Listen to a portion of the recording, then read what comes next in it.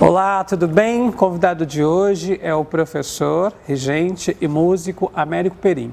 Ao lado da esposa, Ângela Volpi, há mais de 20 anos, os dois conduzem 2 projetos sociais aqui de Sertãozinho, que levam música para várias partes da cidade, mas também para o Brasil.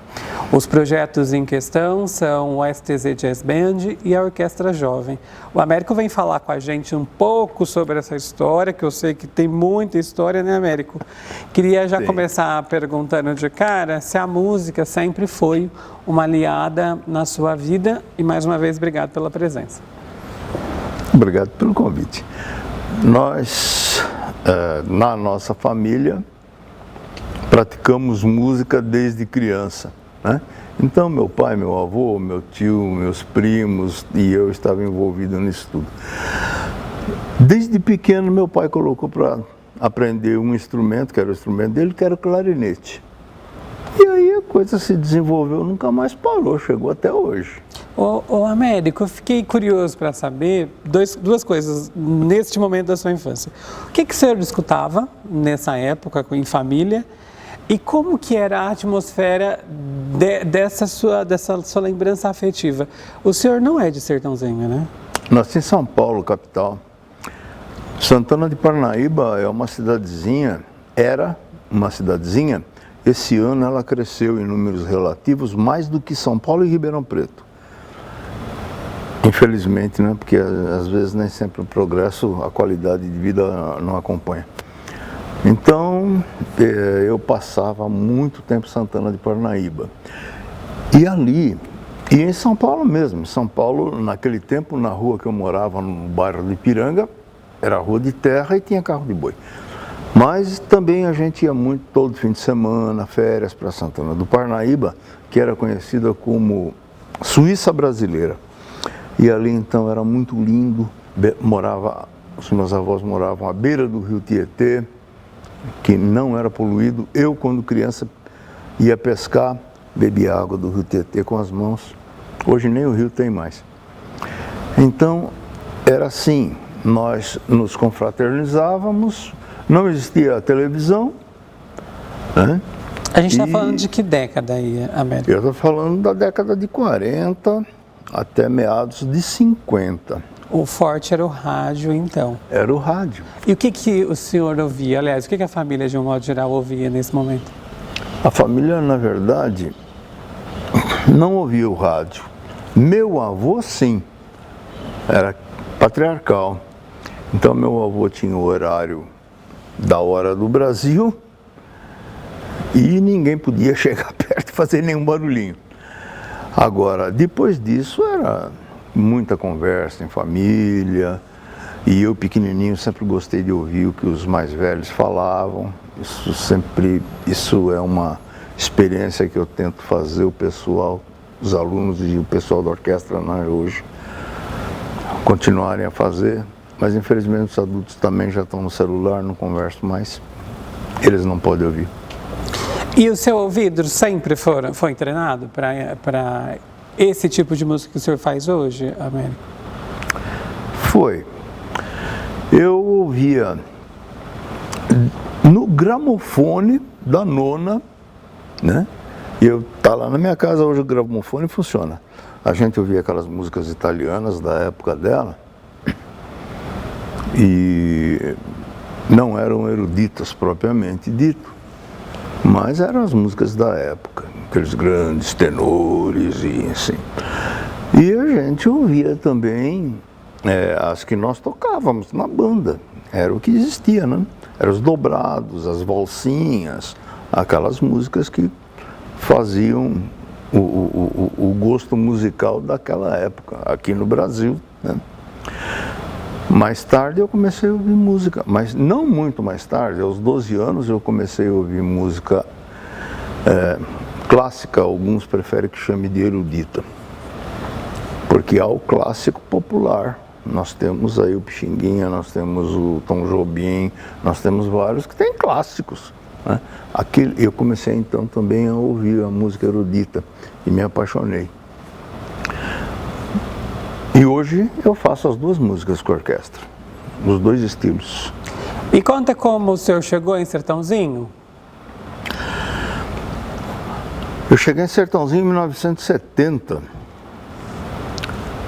Eu casei, vim para Ribeirão Preto, eu estava em São Paulo, e a família da Ângela, que toda aqui de Sertãozinho me conhecia, e um dos cunhados dela trabalhava na mesma empresa que eu, e ele e a esposa, não, você não pode ficar sozinho em Ribeirão, você não pode, realmente a gente não tinha filho, nada, só isso, e viemos para cá. Moramos em Sertãozinho há alguns anos, e nasceram as minhas duas filhas, porque depois eu tenho mais um rapazinho. Antes que você pergunte, a minha filha mais velha tem 50 anos, a seguinte tem 48 e o rapazinho tem 42. Depois disso eu recebi um convite da Petrobras para ir para Bauru, onde ela estava montando o escritório regional. E eu fui para Bauru e lá também, música, porque não dá para fugir. E assim a coisa foi até a minha aposentadoria em 99, e então voltei, casei com a Ângela e estamos aí hoje, casados e fazendo música na cidade. Quando vocês chegaram aqui nos anos 70, eu gosto de aproveitar para perguntar para os convidados que têm tantas histórias como vocês têm, lembra a gente um pouquinho de como que era a cidade nesse período, o que tinha, como era a arquitetura, como era esse ambiente da música, inclusive? Claro. Sertãozinho nessa época já tinha só uma banda de música, né? Porque ela no passado teve duas, Labareda e Fumaça. Uma tocava aonde tem o prédio que vai ser reformado agora, do Dr. Fulan, né? Vai ser reformado pela prefeitura, ali vai acontecer uma porção de situações ligadas à arte.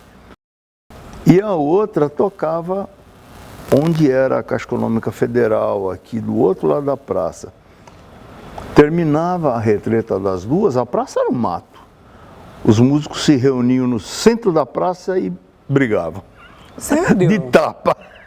Então, mentira! Aí era a Labareda e a Fumaça. Daí em 70. O trocadilho, é sério isso? É sério isso. Uau. Isso eu fiz uma entrevista com o Natália Garrefa, né? Foi um grande músico, apaixonado pela música. O nome dele está lá onde existiu a banda municipal, infelizmente não tem mais, né? Mas o nome está lá, Escola Natália Garrefa, está escrito ali, quem passar pela rua Carlos Gomes vai ver. E o Natália Garrefa me contou essa história toda porque era lá do tempo dele e tal. Eu achava, isso era muito interessante. Mas depois, em 70, Sertãozinho tinha uma banda só, que é onde hoje tem o prédio atual do que foi a nossa banda municipal, que chegou a durar 63 anos, coisa assim. Sertãozinho, a praça já estava tudo, né, mais ou menos parecido com o que é hoje, mas era uma boa praça, bonitinho. No Natal, ela era toda enfeitada com bichinhos de isopor, assim, ninguém mexia, ninguém estragava as luzinhas acesas, era muito bonitinho. 25 mil habitantes, se não me falha a memória. Hoje está com 120, 130, né? E muito poucos carros, né? Claro, tudo proporcional. A Santa Casa está aí até hoje.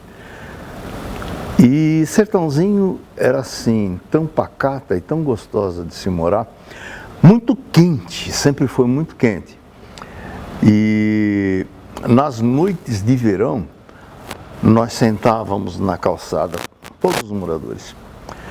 E de lá daquela casa da ponte saiu uma bandeja com alguns quitutes. Essa bandeja vinha passando, ia lá para o outro lado, e de lá vinha outra bandeja, ela se cruzava no caminho, várias bandejas, não só duas, E cada vez que a bandeja da gente voltava, ela estava com outro tipo de quitute diferente. Ou seja, era uma relação bem próxima, né? Muito bacana, muito bacana. E ali a gente ficava horas e horas conversando, né? Então era muito gostoso. Os assuntos eram dos mais variados possíveis. E, para você ter ideia, eu morava numa casa na frente da escola Peroni. Só tinha a minha casa do outro lado da rua, no mato.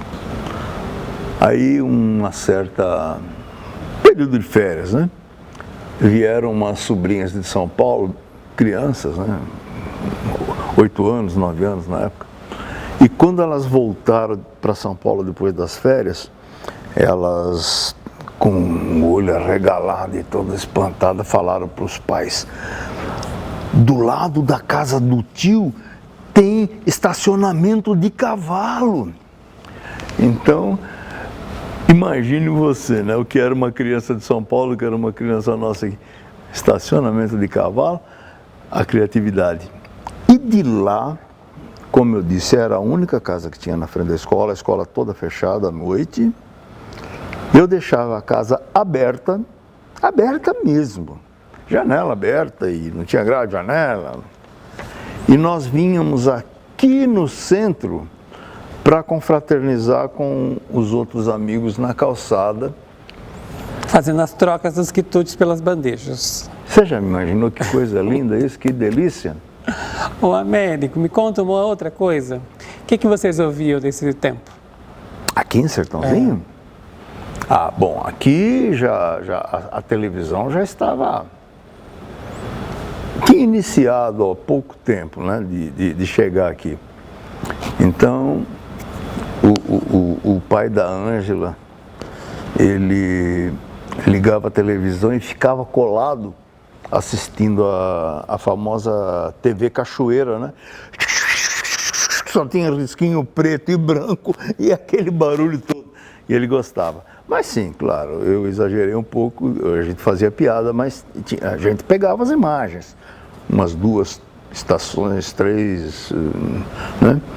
Tinha que colocar uma antena com mais de 10 metros de altura para poder, né? E era aquela guerra, de vez em quando alguém tinha que ficar lá fora, o outro aqui dentro na frente da televisão, mais para a direita, mais para a esquerda, e o outro ficava virando lá para acertar. Então, de ouvir mesmo, nós ouvíamos as músicas que tinha a rádio aqui, né? E a gente ouvia as músicas que a rádio colocava, era mais voltado para o sertanejo, que naquela época, Tunico e Tinoco, enfim, né? Eram as duplas sertanejas. Vamos falar, eu ia aproveitar e entrar num outro tema, mas ainda falando sobre a importância das músicas, mas avançar para os dias de hoje, sobretudo depois de uma pandemia, embora a gente está vivendo aí a parte final dela, vamos dizer assim, que a música foi, junto com as artes de um modo geral, ajudou muitas pessoas, né? Então, ela ajuda muitas pessoas.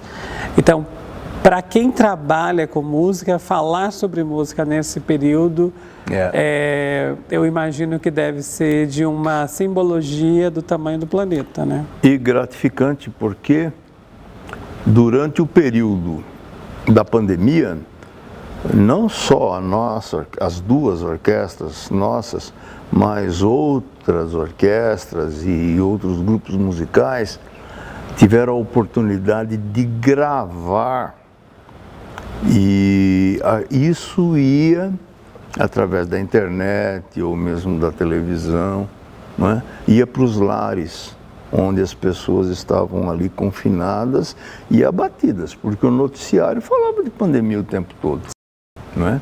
Então, realmente, eu me sinto privilegiado e acredito que os outros colegas todos que mexem com música também, por ter participado de poder levar alguma coisa boa durante esse período todo para as famílias, para as pessoas que estavam em casa. Américo, me fala uma coisa, falando do projeto especificamente, né? Eu sei que esses dois projetos que o senhor e a Ângela conduzem, o Orquestra Jovem e o STZ Jazz Band, fazem um sucesso. Queria começar pelo Orquestra Jovem. Como que surgiu a ideia de montar? Não foi nada planejado, né? Foi a aposentadoria que chegou, e aí aquela coisa, e agora o que eu vou fazer? Então, eu tive uma criação onde eu tive a oportunidade de aprender uma variedade muito grande de coisas e coisas diferentes, né? Eu trabalhava com o meu avô, que também já estava aposentado na época. Eu comecei a trabalhar com torno, por mera curiosidade, né? E depois marcenaria e alguma coisa também de construção. Fazia alguma coisa com meu pai. Meu pai, ele trabalhava em engenharia também, mas nas férias ele gostava de fazer casa, sabe? Então, a gente, família grande, sempre tinha um motivo, uma motivação para fazer mais uma casa que tinha alguém chegando, né? Bom, e aí, também muito criança, antes dos 10 anos, meu pai me colocou num grupo escoteiro. Voltando para agora, aposentei. Deu a ideia, a Ângela ajudou muitíssimo, como sempre, e até hoje ela ajuda. Montei um grupo de escoteiro aqui em Sertãozinho. Aqui teve um grupo de escoteiro, na época fazia 80 anos que aquilo lá tinha. Conseguimos encontrar o último escoteiro vivo daquele grupo ainda, um senhor, foi bacana. Montamos o nosso e o grupo chegou a ficar assim com um tamanho bom, aquelas coisas todas, né? As crianças adoram, né? Acampar é o ponto alto, né? Então você vai para o mato, a criança dorme na barraca e sempre com muita segurança, a gente sempre, é tudo muito bem organizado. Esse grupo existe até hoje e ele está lá onde a gente chama de prainha, né? Lá em cima, se reúne lá. Eu não sei agora com a questão da pandemia, porque eu me afastei para tratar dos outros assuntos aí de música e tal, mas o grupo está vivo, está lá funcionando. Eu acho muito bacana que as pessoas saibam disso, porque muito pouca gente sabe aqui na cidade que existe. E o escotismo, qual é o motivo do escotismo existir? É criar líderes. De que forma? Aprendendo a fazer. Então, uma ocasião eu fui convidado para fazer uma palestra aqui na Faculdade de Administração de Empresa. Você não pode ser administrador, chefe, gerente, ou seja lá o que for, supervisor, se você não souber fazer aquilo. Então, no escotismo, o lema é aprender fazendo. E assim, é lúdico e, ao mesmo tempo, nós criamos os líderes do futuro. Paralelamente ao grupo de escoteiro, o grupo escoteiro Caiapós. Caiapós eram os índios que habitavam aqui. Caiapó traduzido quer dizer cara de macaco. Apelido que os outros índios davam para aqueles que estavam aqui. Então, paralelamente a isso, eu ainda tinha muito tempo livre, né? E aí a Ângela teve a ideia, você não ensina alguma música lá na escola? Eu falei, meu Deus, como é que vai fazer isso? E eu fui para lá, com um clarinete, que era aquele meu primeiro, que meu pai comprou lá atrás, com muito sacrifício, a prestação. Eu tinha 8 anos e ele veio me acompanhando e eu levei esse clarinete, e com esse clarinete os primeiros alunos tocaram. Aí compramos a prestação com o dinheiro da APM, da escola, um clarinete usado. Já eram 2 clarinetes. O Pasquini foi vereador. O Pasquini me aparece um dia lá e me leva um trompete novinho. Ele disse que fez uma aula e desistiu, deu como presente. Pronto, eu já tinha 2 instrumentos diferentes. E a coisa foi evoluindo.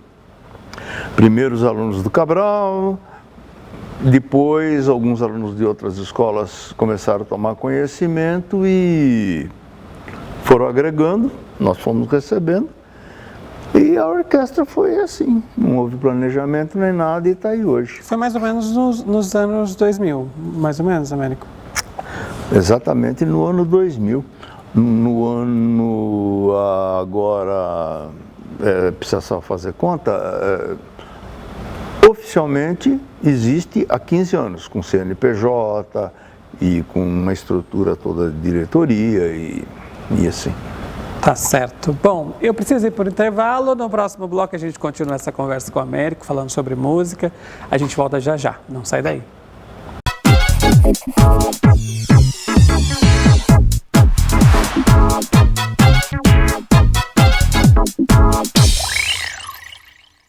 Todos os dias, diversos pacientes necessitam de transfusão sanguínea, seja por doenças crônicas, acidentes ou cirurgias de emergência. E há também os pacientes internados com Covid, que não raro necessitam de transfusões, devido às complicações da doença. Se você tem a partir de 18 anos e está com boa saúde, procure o Banco de Sangue de Sertãozinho e faça a diferença. Sua doação pode salvar até 4 vidas. Agende seu horário pelo WhatsApp 981690001. Banco de Sangue de Sertãozinho. Compromisso com a vida.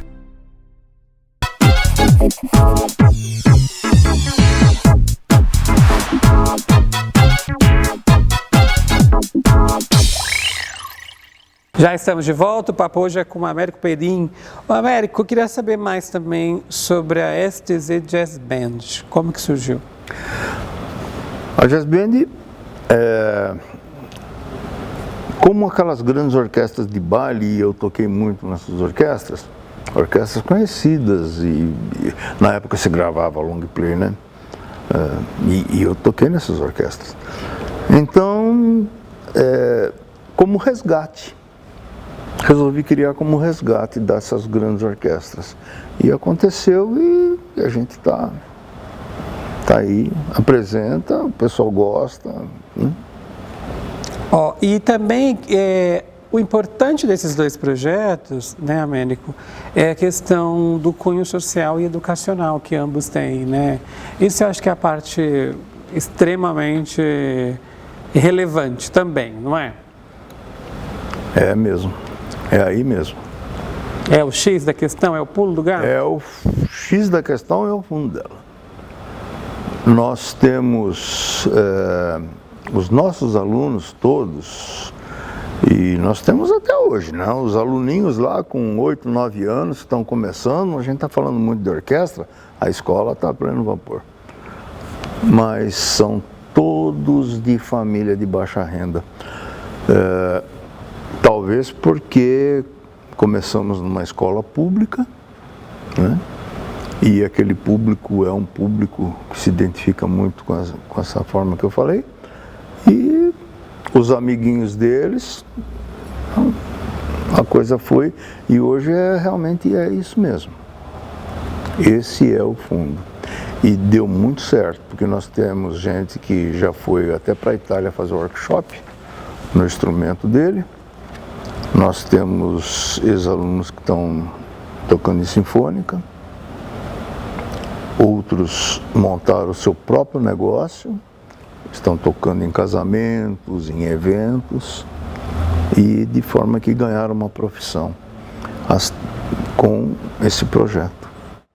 E eu também fiquei pensando, Américo, como é importante a iniciativa, né, do senhor, da Ângela, quando oferece, ainda que como o senhor descreveu no bloco anterior, a partir de uma iniciativa de vocês, como vocês conseguiram apresentar para muitas crianças, especialmente essas que se enquadram no perfil socioeconômico que a gente descrevia há pouco, a oportunidade de conhecer a música clássica, a música erudita, e o quanto elas transformam, né, essas pessoas, ou quanto elas transformaram essas pessoas, né?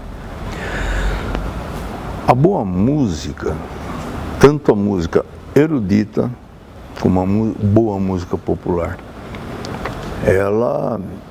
ela mexe com os neurônios, mexe com o sistema emocional todo da pessoa. E isso facilita a comunicação entre o professor e o aluno. A sensibilidade criada, isso nem é combinado. Olha, você vai ficar sensível, você vai ficar... porque você tem essa... Não é nada combinado. A própria natureza faz isso acontecer, né?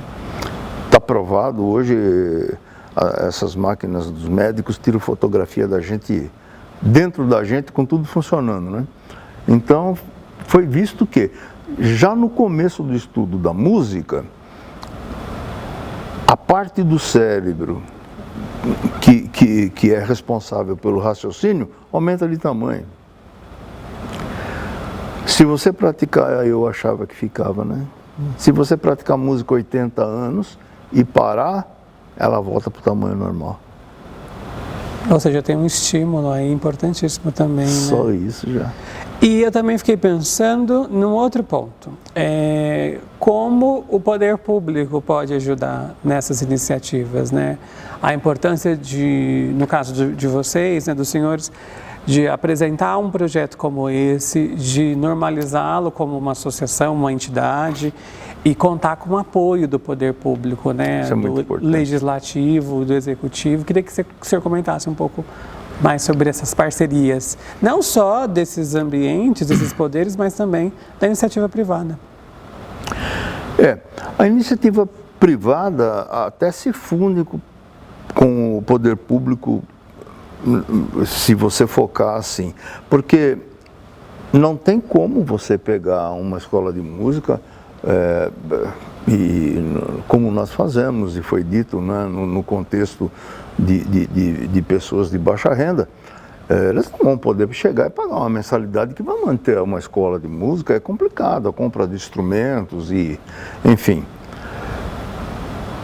A parceria com o poder público é de suma importância, não só no Brasil, é no mundo todo, né? Então existem as leis de incentivo fiscal, onde o empresário pode ter um retorno daquele imposto que ele pagou na forma de imposto de renda, na forma do INSS, do ISS, né, o Imposto sobre Serviço. E essa parcela que a lei permite, ele fica à disposição para ele investir na cultura. Agora, é muito importante falar que ele investindo na cultura, ele está investindo na educação. Porque todo mundo fala que o Brasil está precisando melhorar a educação. A cultura é educação, por vários motivos, que a gente pode ficar um dia falando aqui só sobre esse item. Queria que o senhor recapitulasse, o senhor falou assim, muito de maneira superficial, dos alunos que participaram desses projetos e que alçaram voos interessantes. Bom, aqui em Sertãozinho, eu posso falar de outra cidade que eu participei de um projeto semelhante. Aqui em Sertãozinho nós temos o primeiro passo nesse sentido, vamos chamar de profissionalização. Eles eram bem mais novos, nós dávamos as aulas lá no antigo salão de vidro, hoje são as secretarias da prefeitura, né? E eu chamei o delegado da Ordem dos Músicos e ele veio com o auxiliar dele, 18 alunos nossos que começaram do zero, prestaram a prova. 17 foram aprovados como músicos profissionais. Uau! Isso aí é, né, estupendo. Depois eles foram ganhando um pouco mais de idade. Eu estive na primeira vez que eu fui lá para o outro lado do Atlântico, lá em Portugal, eu fui visitar a Casa do Brasil e a Rita, que era a portuguesinha simpaticíssima, diretora de cultura. E hoje a internet, né, é uma beleza. Pode não ser também, cuidado, hein? Mas a internet é uma maravilha porque eu coloquei a internet, liguei e coloquei a orquestra lá para a gente assistir. Meu Deus! Eles tinham na época, esses que hoje já têm casados, com filhos, né? Temos 2 lá que já têm filhos, casados. Então, na época eles eram bem menores e isso impossibilitou. Mas a Rita ficou tão empolgada lá em Portugal que arrumou uma empresária da Alemanha para a gente dar uma turnê pela Europa. Oh, que chique. Claro que a gente não ia, sei lá, talvez até fosse na escala de Milão, não sei. Mas era no nível para mostrar lá na Europa o que se fazia aqui no Brasil. Isso é muito bom da gente ter passado por essa experiência, sabe? Claro que a idade deles impossibilitou, né? É muito complicado isso, 8, 9 horas dentro de um avião, atravessar o Atlântico, a responsabilidade toda depois, com alojamento, enfim. Mas só de ter esse reconhecimento, né? Mas só de ter tido esse reconhecimento. Né? E agora, né, falar de mim, mas por causa desse trabalho todo, por causa dessa orquestra e tudo, hoje eu recebi o convite, a gente estava falando antes de ir para o ar, para, não se fala, aqui se fala maestro, né? Em outros países é condutor, enfim, para ser o maestro, usando o termo do Brasil, representando uma associação que está sendo criada lá na Itália, né? Há uns tempos atrás, também nós fomos convidados pelo maestro e o pianista João Carlos Martins e nós trabalhamos juntos, né, no desenvolvimento do projeto que era para ser no começo Orquestrando São Paulo, já passou para Orquestrando Brasil e já tem países da América do Sul que estão procurando, interessados em saber dessa forma como nós trabalhamos e como nós fizemos isso. Primeiro, que orgulho, hein, de você ter esse reconhecimento também. O Américo, queria entrar numa outra seara com o senhor, que era saber como que ficou, ou como ficaram, melhor, esses projetos durante a pandemia. O que vocês fizeram para não ficarem aí tão à margem de? Na verdade, nós não paramos. A Prefeitura Municipal deu um apoio incrível. Os nossos vereadores deram um apoio magnífico. Como sempre, né? Nesses, até, vamos falar nos 20 anos todos, né? Porque o Pasquini na época era vereador, ele veio lá com o tropetinho e a coisa foi até hoje, tanto o legislativo como o executivo do nosso município, né? Através da Secretaria de Cultura, tem nos apoiado demais, demais. Tanto cedendo espaço para as aulas, ensaios, apresentações, como também através de uma bolsa, né, um auxílio cultural, para que essas crianças possam estar se locomovendo dos bairros para cá e comprando alguma coisinha relativo à formação musical dela, enfim. Nós temos aluno que guardou, bem pequenininho, ele guardou todo esse auxílio cultural. Para minha surpresa, ele comprou um trompete de boa marca e fez questão de comprar, economizar mais, e comprar um bocal todo especial para esse trompete, com o dinheiro do auxílio cultural. Ou seja, né? Que aproveitou a nossa prefeitura bem. Dá. Aproveitou bem esse recurso, né? Muito bom. E todos eles fizeram, aproveitaram da mesma forma. Agora, a prefeitura criou, não é, em comum, nós e a Secretaria de Cultura, trabalhamos juntos e fomos criando formas para que o projeto não parasse e também não houvesse problema com a doença que estava aí rodando e parece que, graças a Deus, está terminando agora. Assustando todo mundo, né, naquele período, né? Muito ruim. Américo, para quem está em casa, nos vendo agora e tem lá o filho, um conhecido que gostaria de fazer parte desses projetos, como que está a situação agora? Tem como participar? Enfim. Sim, tem. Tem como participar. E para ficar bem fácil de entrar em contato conosco, Secretaria de Cultura do município, Secretaria de Cultura e Turismo, né? Lá você tem todas as informações, ou se não, no meu Facebook, que é público, está lá, não é? Américo Perim, ou no meu WhatsApp também, o meu telefone está lá, postado, não tem dificuldade de fazer contato. Muitas pessoas têm nos procurado através desse contato direto, mas a Secretaria de Cultura e Turismo, ela é uma referência para todo mundo. É a nossa referência, apoiadora de uma forma, não dá para definir, é muito bom. O pessoal todo, agora está lá o Marcelo Tapierina, que é quase xará, né? E a Sueli, às vezes a gente se sente quase que parte integrante como funcionário até, sabe? Tamanho é essa parceria entre vocês. A forma como nós somos recebidos, como nós somos tratados, é excepcional. Não podemos esquecer também, eu já falei, mas vamos repetir, os nossos vereadores. Sim. Todo ano nós temos, eles destinam,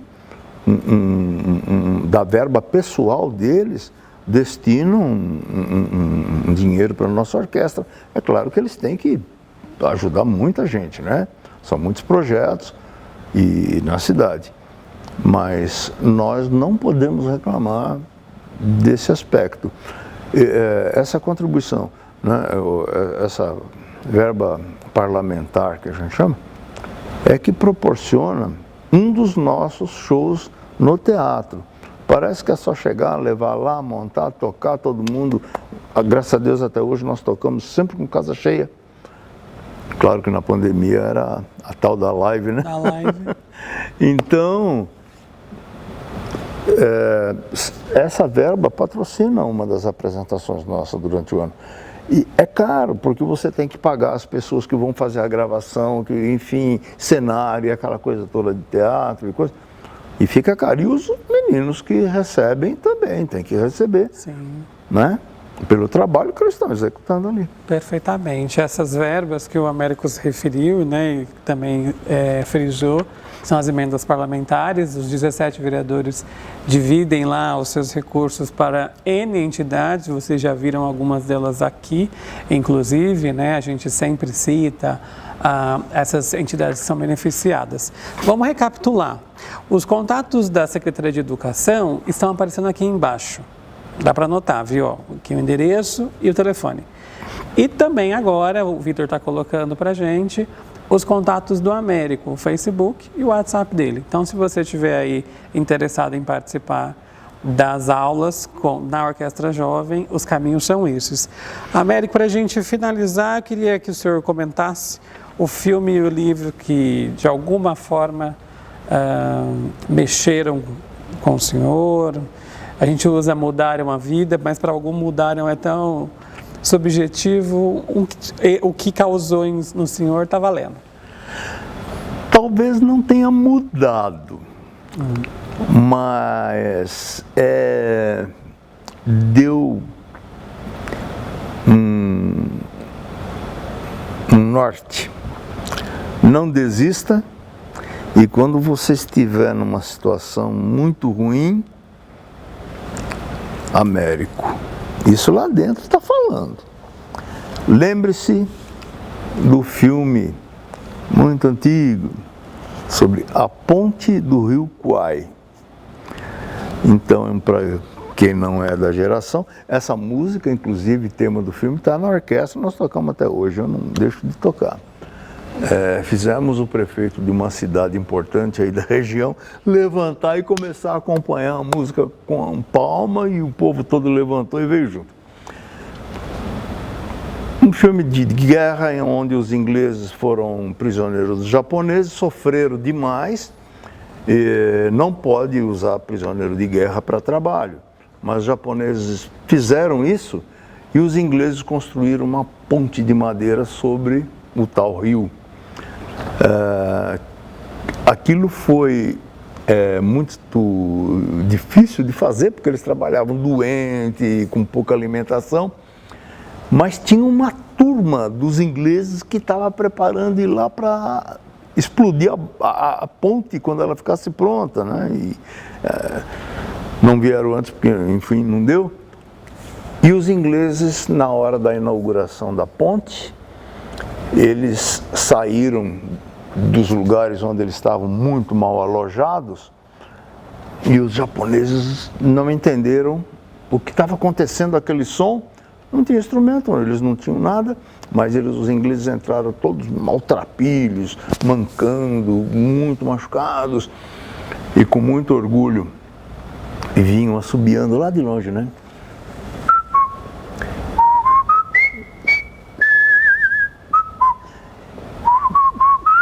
E ao som desse assobio marcando os tempos, eles marchavam, outros se arrastavam e deram uma tremenda lição nos japoneses. Nós ainda estamos vivos e construímos isso que vocês estão inaugurando agora. Quando eles olharam, perceberam que alguns ingleses vinham pela mata, escondidos pelo rio, para colocar dinamite para derrubar a ponte. Aí eles deram um jeito de que isso não acontecesse, de tanto amor que eles pegaram por aquele sacrifício todo que eles fizeram. Esse foi o filme, Ponte do Rio Kwai. Um livro eu li bastante, né? A coleção de Émile Zola eu li toda, aquelas coisas de infância, né? Todas, Monteiro Lobato, enfim, e depois li os meus lá de Química, Física, Matemática, Cálculo 1, Cálculo 2, meu Deus. Mas, livro, A Revolução dos Bichos, quem não leu, procure. Nossa biblioteca tem.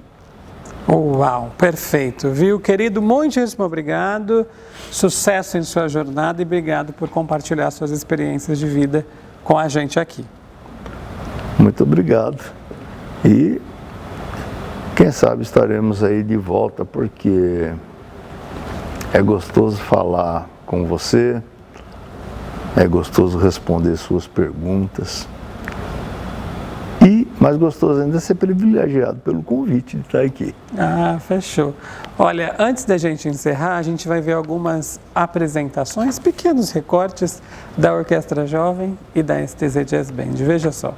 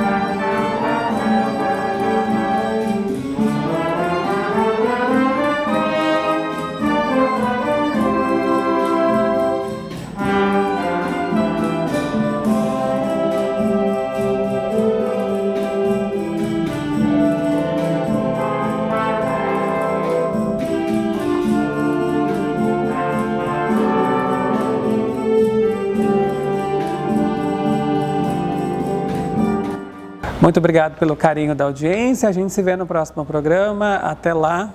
Tchau.